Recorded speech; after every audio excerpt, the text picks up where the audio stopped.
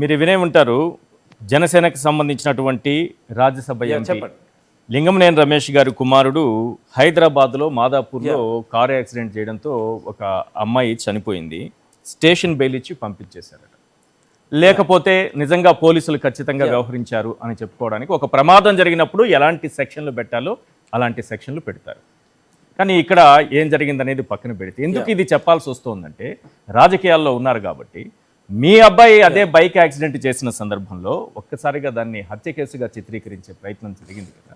ఈ రెండు కేసుల్ని ఎలా చూస్తారు? పోలీసులు వ్యవహరించిన తీరు అంటే అది అక్కడ కావచ్చు, ఇక్కడ కావచ్చు, రాజకీయాలతో ముడిపడినప్పుడు వ్యవహరించే విధానం పైన ఎలా చూస్తారు? Point number 1. ఇందులో నాకు రెండో పాయింట్ కావాలి. అసలు యాక్సిడెంట్ జరిగిన వెంటనే మీ అబ్బాయి ఏం చేశారు? ఇమీడియట్గా మీకు ఫోన్ చేశారా? ఫ్రెండ్స్ ఫోన్ చేశారా? అక్కడ నుంచి పారిపోయే ప్రయత్నం చేశాడా? ఏం చేశాడన్నది చెప్పండి.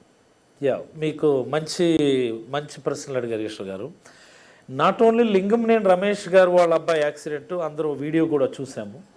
So generally hit and run case ఏదైనా కానీ, యాక్సిడెంట్ కేసు ఏదైనా కానీ పెట్టేటటువంటి సెక్షన్ బిఎన్ఎస్ 106.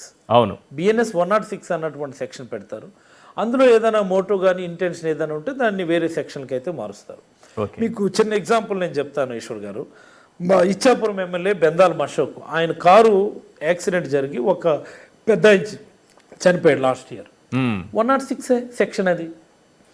అలాగే పాతపట్నం ఎమ్మెల్యే కొడుకు తాగి కారు డ్రైవింగ్ చేస్తూ యాక్సిడెంట్ చేశాడు. ఆటోలో ఒకరు ఇద్దరు చనిపోయారు తర్వాత హాస్పిటల్. అవును, 106. 106. మన కింజరాపు రామ్మోహన్ నాయుడు గారు ఉన్నారు, కేంద్ర మంత్రి. మరి వాళ్ళ మామయ్య అంటే బండారు సత్యనారాయణ ఎమ్మెల్యే ఉన్నారు. వాళ్ళ అబ్బాయి లాస్ట్ ఇయర్ బీచ్ రోడ్లో కారు నడుపుతూ, అది కూడా వాళ్ళు తాగి కారు నడిపితే యాక్సిడెంట్ జరిగి ఒక బైకర్, ఒక బండి మీద వెళ్ళేటటువంటి వ్యక్తికి యాక్సిడెంట్ జరిగింది. 106.